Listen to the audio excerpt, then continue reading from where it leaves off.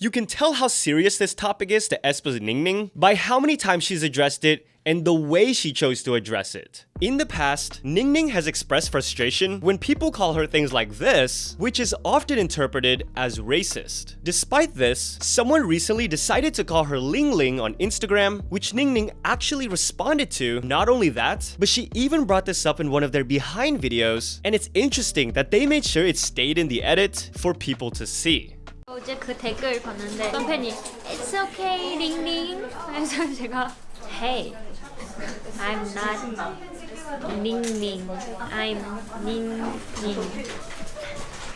Someone I'm interested to see if they speak out is BTS's Jin. Last week, we talked about his return from the military and briefly mentioned that someone tried to kiss him during the free hug event. Well, we've now heard from the police themselves that following a complaint that was submitted, they've now begun a preliminary investigation into sexual harassment allegations and have been in contact with his company. Not only will they need the company's help to identify the person, they also explained that they will have to hear from Jin's position himself in order to review and make a judgment. Another story update we have is regarding the EXO-CBX versus SM Entertainment situation. Even though both sides have filed lawsuits against each other regarding profit distribution and contract violations, both sides have tried to reassure fans that EXO's full group activities are still moving forward. Well, EXO's own leader SUHO has now actually opened up about the controversy, explaining him and the other members learned about this through the news and press conference like everyone else, talked about how upset he was because fans already had to go through a similar situation last year, and even apologized himself. He confirmed that plans were being made for a group album. However, despite the statements from both parties, he is also concerned if it will even happen now.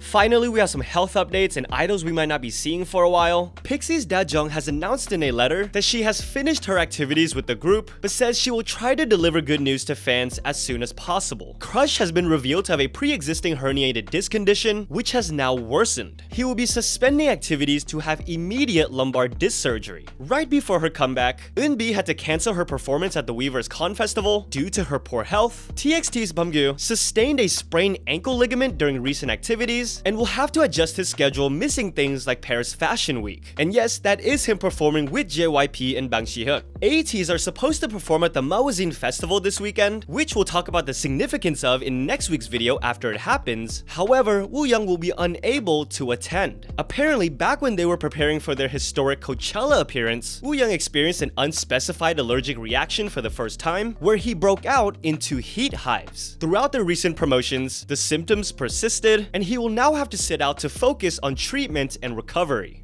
With that, let's try to get to some positive things in K-pop that we can celebrate this week. EPIK is having a roller coaster of a week, but I think it had a heartwarming conclusion. By the way, shout out to my light stick, I love it so much. Before their music video was scheduled to release this week, it was apparently leaked early. Tableau's explanation made it sound like it was a mistake on their end that this happened, and the privated video was accidentally made public for a bit. Thankfully, a fan reported the leak via email, who Tableau called a hero, and is apparently going to give them a gift as a token of their appreciation. This week's comebacks and releases included RIIZE, EUNBI, EPIK, of course, WOOA, EVNNE, HYKEY, and the anticipated album from 17's JUNGKOOK and WONWOO. By the way, if you're a HYKEY fan, which you should be, you don't want to miss next week's video. I'm not promising anything. I'm not saying anything's gonna happen. Just watch it. I'm just saying.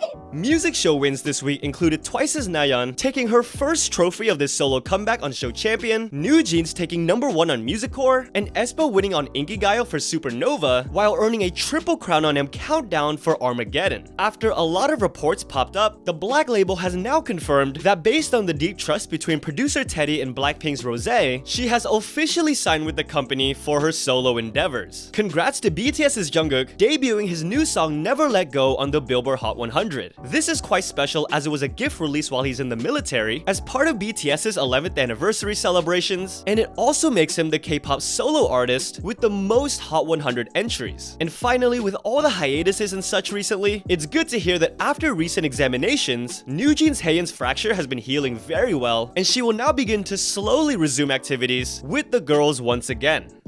모두 잘 나았냐고 여쭤보셨는데 아주 괜찮아졌어요.